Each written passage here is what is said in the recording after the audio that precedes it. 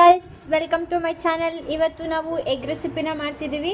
Egg recipe ಮಾಡೋಕ್ಕೆ ಇಲ್ಲಿ ಸ್ವಲ್ಪ ಪುದೀನ ಸೊಪ್ಪನ್ನ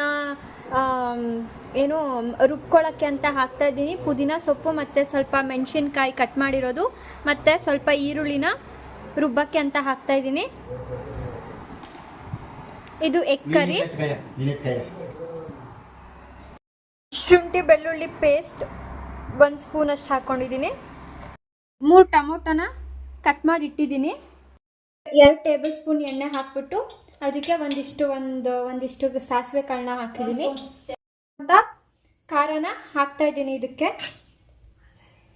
ಮಸಾಲೆ ಅದೇ ಪುದೀನ ಸೊಪ್ಪು, ಈರುಳ್ಳಿ, ಶುಂಠಿ ಬೆಳ್ಳುಳ್ಳಿ ಪೇಸ್ಟು ಎಲ್ಲ ಹಾಕಿ ರುಬ್ಬಿರೋ ಅಂಥದ್ದನ್ನ ಇದ್ರೊಳಗಡೆ ಹಾಕ್ತಾ ಇದ್ದೀನಿ. ಮಸಾಲೆ ಹಸಿ ಅನಿಸ್ಬಾರ್ದು, ಚೆನ್ನಾಗಿ ಬೇಯಬೇಕು.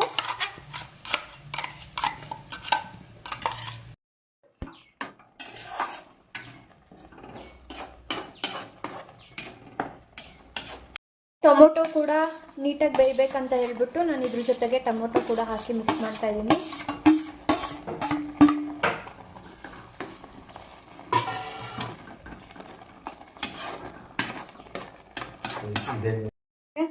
ನಾನು ಇಷ್ಟು ಉಪ್ಪನ್ನ ಹಾಕ್ತಾ ಇದ್ದೀನಿ ಇವಾಗ.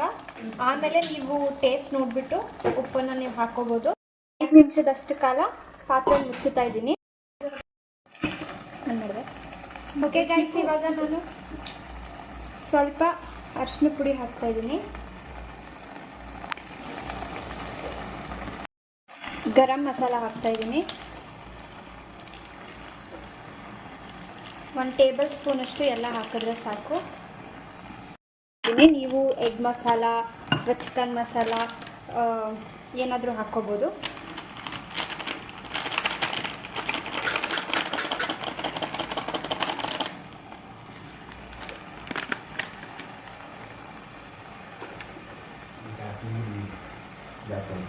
ಇದು ಇದರಲ್ಲೇ ಜಾರ್ ತೊಳೆದಿರೋಂಥ ನೀರನ್ನ ಇದಕ್ಕೆ ಹಾಕ್ತಾ ಇದ್ದೀನಿ ನಾನು.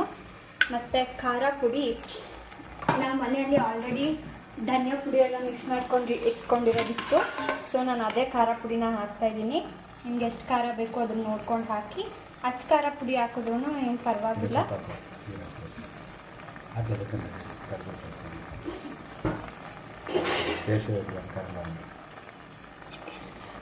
ನಿಮ್ಗೆ ಎಷ್ಟು ಖಾರ ಬೇಕೋ ಅಷ್ಟು ಖಾರ ನೀವು ಹಾಕೊಳ್ಳಿ.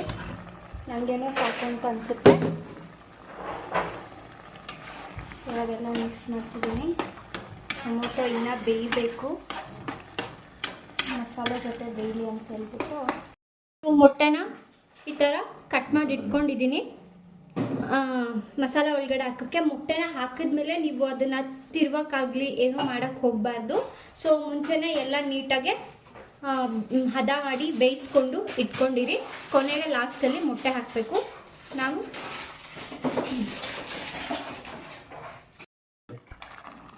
ನಾನು ನೀರು ಹಾಕ್ತಾ ಇದ್ದೀನಿ ನೋಡಿ. ಓಕೆ ಗೈಸ್, ಇಲ್ಲಿ ನೋಡ್ತಾ ಇರ್ಬೋದು ನೀವು. ನಾನು ಕಟ್ ಮಾಡ್ಕೊಂಡಿರೋಂಥ ಮೊಟ್ಟೆನ ಇದರೊಳಗಡೆ ಹಾಕ್ತಾ ಇದ್ದೀನಿ.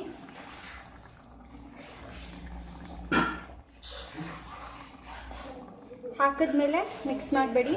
ಇದನ್ನು ನೀವು ಚಪಾತಿ ಜೊತೆ ಆದರೂ, ರೈಸ್ ಜೊತೆ ಆದರೂ, ಪರೋಟ ಆ ಥರ ಜೊತೆ ಎಲ್ಲ ನೀವು ತಿನ್ಬೋದು. ಮಕ್ಕಳು ಕೂಡ ತುಂಬಾ ಇಷ್ಟ ಆಗುತ್ತೆ. ಯಾಕಂದರೆ ಎಷ್ಟೊಂದು ಜನ ಮಕ್ಕಳು ಬಾಯ್ಲ್ ಮಾಡಿಕೊಟ್ರೆ ಎಗ್ನ ತಿನ್ನಲ್ಲ. ಸೊ ಈ ಥರ ಒಂದು ರೆಸಿಪಿ ಮಾಡಿ ಕೊಟ್ಟರೆ ತಿನ್ಬೋದು.